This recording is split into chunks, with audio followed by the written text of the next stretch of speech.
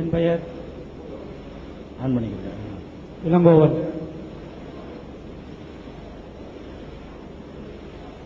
இஸ்லாம் மார்க்கத்தை பற்றியும்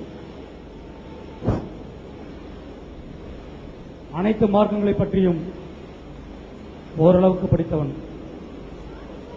குறைவாக படித்திருக்கலாம், ஆனால் படித்திருக்கின்றேன். கிழக்கும் மேற்கும் அல்லாஹ்வுக்கே சொந்தம். நீங்கள் எந்த பக்கம் திரும்பினாலும் அங்கே அல்லாஹ்வின் முகம் இருக்கிறது. நிச்சயமாக அல்லாஹ் விசாலமானவன், எல்லாம் அறிந்தவன். திருக்குர்ஆன் 2:115 வசனம் சொல்லுகிறது. ஆனால் அல்லாஹ்வின் முகம் கிழக்கும் மேற்கும் தெரிகிறது என்றால் அந்த முகம் எங்கே தெரிகிறது? அதற்கு ஒரு முகம் இருக்கிறதா என்பதை தெளிவுபடுத்த வேண்டும். அதே நேரத்தில் அரபு நாட்டிலே 365 நாட்களுக்கு 365 தெய்வங்களை வணங்கினார்கள். ஒரு நாள் பயணம் போகின்றதாக இருந்தால், 10 நாள் பயணம் போகின்றதாக இருந்தால், அந்த 10 நாட்களுக்கு 10 கற்களை எடுத்துக்கொண்டு போவார்கள். பாலைவனத்திலே 10 நாட்கள் வணங்கி செல்வார்கள். அந்த 10 நாள் பயணம் முடிகின்ற போது 10வது நாள் கல்லை முடித்து விடுவார்கள். 365 தெய்வங்களை வணங்கிவிட்டு அதற்கு பின்னால் நீங்கள் சொல்லுகின்ற நபிகள் நாயகம் உருவானார்.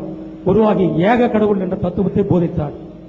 அவர் போதித்த பின்னால் மக்கா மதினா என்று சொல்லப்படுகின்ற இடத்திலே மானா லாத் என்கிற 2 தெய்வங்கள் இருப்பதாக இன்று வரையிலும் எழுதப்படுகின்றது, சொல்லப்படுகின்றது, கூறப்படுகின்றது. நாங்கள் இதுவரையில் எழுதப்படுகின்றது, சொல்லப்படுகின்றது, கூறப்படுகின்றது. நாங்கள் பார்த்ததில்லை. அதுவும் இல்லாமல் என்ன 2வது சொன்ன விளங்கல, என்ன சொன்னீங்க? ஆமா, மக்கா மதினால மானா லாத் என்ற 2 தெய்வங்கள் இருப்பதாக கூறப்படுகிறது, சொல்லப்படுகிறது, எழுதி வைத்திருக்கப்படுகின்றது. புத்தகத்திலே எழுதியிருக்கின்றார்கள். மேலை நாட்டு புத்தகங்களே இருந்து நான் மொழிபெயர்த்த புத்தகங்களே நான் படித்திருக்கின்றேன். அந்த புத்தகத்தில் இருக்கின்ற கேள்வியை தான் நான் கேட்டிருக்கின்றேன். மானா லாத் தெய்வம் இருக்கின்றதா? அதேபோல்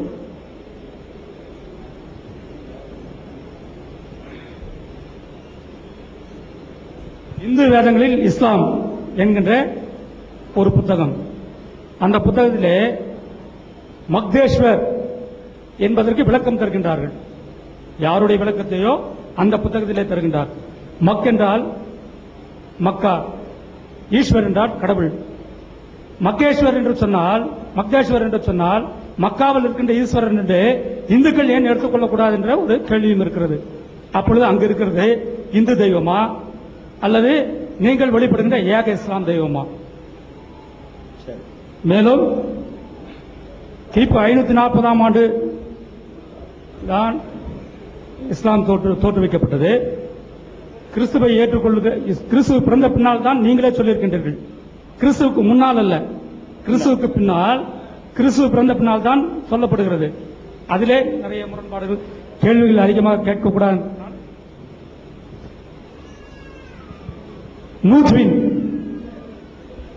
நூஜ்வின் அலை என்பவர் சொல்லுகின்றார். குர்ஆனிலே வருகிறது. அந்த இந்துக்களின் வேதம் என்கிற புத்தகத்திலே வருகின்ற பக்கம் 16 வருகிறது. நூஜ்வின் சமுதாயத்தின் இந்துக்களே, நூஜ்வின் சமுதாயத்தினர் இந்துக்களே அதை மறுக்கிறார்கள். ஆனால் இந்து மத வேதங்கள் மறுக்கவில்லை என்று சொல்லப்படுகிறது. நூஜ்வின் அலை என்பவர் இந்துக்களுக்காக எந்த வேதத்தில், எந்த இடத்தில், எப்படிப்பட்ட கருத்தை அவர் இந்துக்களுக்காக போதித்தார்? இறை தூதர்கள் என்பது ஆயிரக்கணக்கான இறை தூதர்கள் வரலாம், வியாசர் வரலாம், வசிஷ்டர் வரலாம். எங்களுக்கு திருக்குறள், மாற்ற முடியாத திருக்குறள் தமிழருக்கு இருக்கிறது. அப்படி உங்களுக்கு குர்ஆன் இருக்கிறது. அப்படி இருக்கின்ற போது நூஜ் அலை எந்த இடத்தில் இந்துக்களுக்காக போதித்தார்? அதை விளக்க வேண்டும் என்று தாழ்மையுடன் கேட்டுக்கொள்கின்றேன். நன்றி, வணக்கம். சகோதரர் அவர்கள் ஒரு கேள்வினால நிறைய கேள்வியை ஒண்ணுக்குள்ள ஒன்னா இணைச்சு கேட்டாங்க. ஃபர்ஸ்ட் என்ன கேட்கிறாங்கன்னா, திருக்குர்ஆன்ல ஒரு வசனம் இருக்கிறது, கிழக்கும் மேற்கும் அல்லாஹ்வுக்கே உரியது, நீங்கள் எங்கே திரும்பினாலும் அங்கே அல்லாஹ்வுடைய முகம் இருக்கிறது அப்படின்னு ஒரு வசனம் குர்ஆன்ல இருக்கிறது. அப்ப கிழக்கு மேற்கு இதெல்லாம் முக்கியமானது கிடையாது, திசையெல்லாம் முஸ்லிம்கள் வணங்குறது கிடையாது. ஒரு யூனிஃபார்முக்காக ஏதாவது ஒரு பக்கம் வணங்கணுங்கிறதுக்காக வேண்டி முதல்ல கட்டப்பட்ட காபாங்கிற ஆலயத்தை நாங்கள் நோக்குறோமே தவிர அங்கதான் இறைவன் இருக்கிறான் என்பதற்காக செய்யல. அவர் கேள்வி என்னன்னு கேட்டா, எங்கே நோக்கினாலும் அல்லாஹ்வுடைய முகம் இருக்குன்னு வருத, அப்ப அல்லாஹ்வுக்கு ஒரு முகம் இருக்குதா? அது அவருடைய ஃபர்ஸ்ட் இறைவனை பற்றிய கேள்வி. முஸ்லீம்களும் சரி முஸ்லீம் அல்லாதவங்களும் சரி இந்த விஷயத்துல நிறைய பேர் தவறாக விளங்கி வைத்திருக்கு. இஸ்லாத்தினுடைய கருத்தை தவறாக விளங்கி இருக்கிறீங்க. என்ன விளங்கி இருக்கிறோம்னு கேட்டா, இஸ்லாம் சொல்லக்கூடிய இந்த இறைவன்கிறவனுக்கு உருவமே இல்ல, அப்படி இஸ்லாம் சொல்வதாக முஸ்லீம்கள்ல நிறைய பேர் விளங்கி இருக்கிறோம். முஸ்லீம் அல்லாதவங்களும் விளங்கி இருக்கிறீங்க. என்ன நாகூர் அனிபா கூட ஒரு பாட்டு படிப்பாரு. என்ன படிப்பாரு? உருவமற்ற இறைவனுக்கு உண்மையானவர் அவர் படிப்பார். இறைவன் உருவமற்றவன் அப்படின்னு. அதனால அவர் கேள்வி என்ன கேட்கிறாருன்னா, உருவமற்றவன் ஒரு பக்கம் சொல்லிக்கிறீங்க, அப்புறம் அல்லாவுக்கு முகம்ங்கிறீங்க. உருவம் இல்லாட்டி எப்படி முகம் எப்படி வரும்ன்ற மாதிரி தான் அந்த கருத்து அவருடைய கேள்வி சாராம்சம்.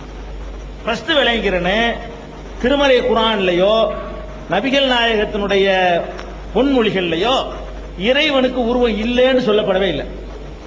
இறைவன் உருவமற்றவன் என்று எந்த இடத்திலும் குர்ஆன்ல சொல்லப்படவே இல்லை. என்ன சொல்லப்பட்டிருக்கு கேட்டா, இறைவன் எப்படி இருப்பான் என்பதை யாரும் பார்த்ததில்லை, உங்களுக்கு தெரியாது. இறைவன் எப்படி நம்ம பார்க்காத நேரத்தில் அதுக்கு ஒரு வடிவத்தை கொடுத்துடக்கூடாது. இஸ்லாம் எங்களுக்கு என்ன சொல்லி தருதுன்னு கேட்டா, இறை தூதர்களாகவே இருந்தாலும் நபிகள் நாயகமா இருக்கட்டும், அவங்களுக்கு முந்தி வந்த ஏசுநாதரா இருக்கட்டும், அதுக்கு முந்தின மோசே அது ஆபிரகாம் போன்றவர்களா இருக்கட்டும், முதல் மனிதர் ஆதாமா கூட இருக்கட்டும், யாரும் இறைவனை பார்த்தது கிடையாது. இறைவனை ஒருவருமே பார்த்தது கிடையாது, பார்க்க முடியாது. பார்க்கலன்னு சொல்லக்கூடிய நேரத்தில் இப்படித்தான் இறைவன் இருப்பான்னு சொல்ற அந்த வடிவம் கொடுத்தோம் சொன்னா அது கற்பனையாகத்தான் இருக்க முடியும். அப்படிதான் இஸ்லாம் சொல்லுது.